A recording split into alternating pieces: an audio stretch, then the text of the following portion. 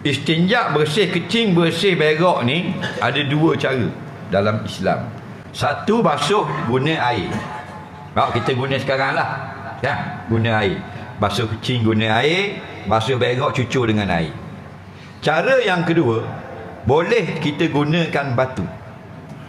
Faham? Boleh guna batu, tapi ada syarat dia. Lagi dikabur syarat dia. Atau pengganti bagi batu. Contoh sekarang tisu. Boleh. Nampak? Jadi kita masuk dalam tandas. Contoh bukan Malaysia lah, pergi di Jepun. Nampak? Makan angin di Jepun, Yokohama. Faham lagi? Masuk tandas, tengok tak ada air. Okey, ada tisu. Faham? Kita guna tisu, basuh kencing, sah, boleh buat semayang. Berak, guna tisu, kesak, sah, boleh buat semayang. Tapi ada syarat dia. Lagi dia kabur. Berkait tonyoh ikut dam. Tonyoh ikut dam menjadi macam Yokohama juga.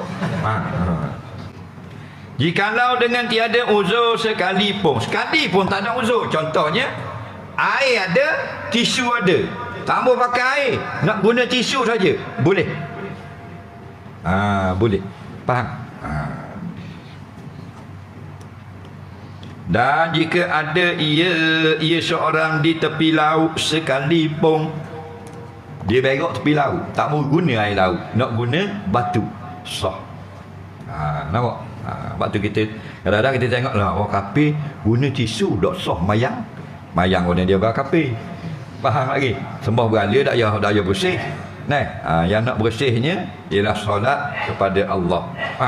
Bagi cara kita istinja dua, guna air dan guna batu, atau ma fi maqamihi, perkara yang setempat, semakam, sedarjat dengan batu.